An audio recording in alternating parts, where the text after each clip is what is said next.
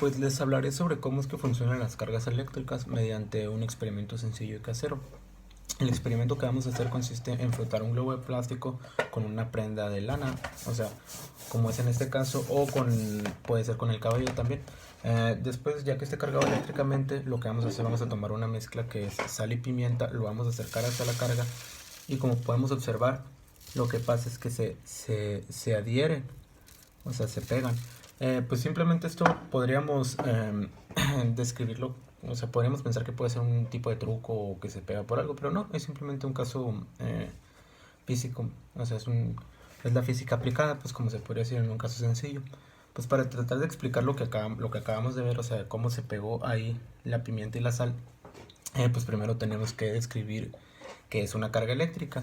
Pues esta es una propiedad física de algunas partículas subatómicas que se manifiesta mediante las fuerzas de atracción y de repulsión entre las mismas partículas a través de campos electromagnéticos.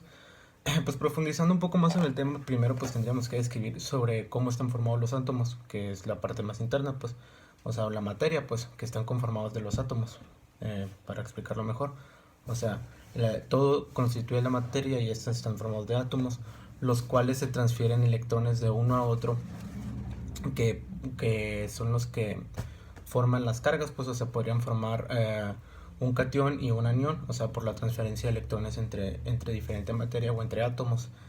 Pues la unidad que le damos a estas cargas eléctricas pues depende del sistema de unidades que estemos utilizando. En el caso del que usamos nosotros sería el sistema de unidades internacional. Pues aquí se representa mediante el Coulomb, que es representado por una letra C. Pues existen dos tipos de cargas según la ley de Coulomb, que son las cargas positivas, que es cuando tienen menos electrones que protones, y las cargas negativas, que es cuando tienen más electrones que protones. O sea, como sabemos, pues el electrón es una carga negativa. Pues en donde, pues dentro de estas cargas podríamos destacar más que las que son iguales. O sea, cuando las cargas son negativa y negativa o positiva y positiva, estas se repelen, pero cuando son diferentes, estas se atraen, como en el caso del experimento que acabamos de ver, porque este estaba cargado negativamente y este positivamente, pero lo escribiremos más adelante. Eh, por ejemplo, para cargar un objeto como este globo o como cualquier otro, se puede lograr por el simple contacto entre dos cuerpos, como es en el ejemplo este, como vimos que al frotarlo con la ropa de lana, lo que pasa es que este objeto se carga eléctricamente, o también puede ser por inducción. Por ejemplo, para diferenciar las cargas por contacto y por inducción, pues simplemente podemos decir que la carga por contacto, como su nombre lo dice, es cuando dos cuerpos están en contacto en sí mismo y así se transfieren carga, pues así uno carga al otro. Y por inducción no necesariamente, es cuando no hay un contacto directo entre ambos cuerpos. Por ejemplo, cuando frotamos el globo con la ropa, los electrones se desprenden y quedan adheridos al globo. O sea, los electrones que había aquí se quedan adheridos de acá. Entonces lo que pasa es que el globo se carga eléctricamente y podríamos decir que el globo adquiere una carga negativa. O sea, porque los electrones, como ya sabemos, pues tienen una carga negativa. Mientras que la mezcla de sal y pimienta que tenemos aquí debería de tener una carga eléctrica positiva para que así pueda ser atraído por el globo, pues porque sería carga negativa con carga positiva se terminan atrayendo.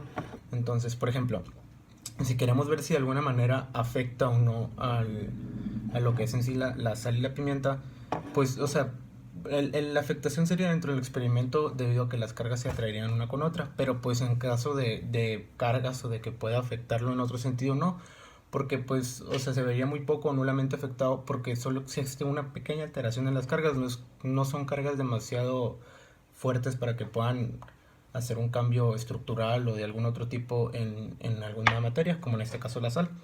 O sea que, pues que posteriormente podría regresar también a su carga positiva original. Por ejemplo, viendo este mismo caso, si nosotros quisiéramos llevarlo a cabo de cómo pegar este globo a una pared, lo podríamos llevar a cabo por el mismo método. Esto pues sería posible debido a que la pared pues inicialmente tiene carga positiva y nosotros haciendo lo mismo conseguiríamos que el globo adquiriera una carga eléctrica negativa. Entonces de esa manera las cargas diferentes se atraerían y eso haría que el globo se mantuviera pegado en la pared al estar en contacto. Y pues ya que las dos estén en contacto las cargas netas serían neutras, o sea, porque positivo y negativo pues se terminaría siendo neutro. El fenómeno físico este que acabo de decir lo podríamos describir debido a que las cargas eléctricas de la pared se reagrupan quedando las positivas del lado del globo, o sea, las que están en contacto. Entonces, por las fuerzas electrostáticas, las cargas negativas del globo y las cargas positivas de la pared se atraen y el globo se queda pegado a la pared. Pues simplemente esto es una manera muy sencilla de explicar cómo es que funcionan las cargas eléctricas, o sea, mediante un experimento casero y bastante sencillo de aplicar. Pues las cargas eléctricas podrían ya tener muchas aplicaciones, ya pues viéndolo desde manera en laboral o industrial en algunas otras cosas. O sea, ya depende mucho para el uso específico que lo necesitemos, pero pues las cargas eléctricas están prácticamente en todo lo que nos rodea. Pero esto simplemente fue una manera práctica de explicar cómo es que funcionan las cargas eléctricas.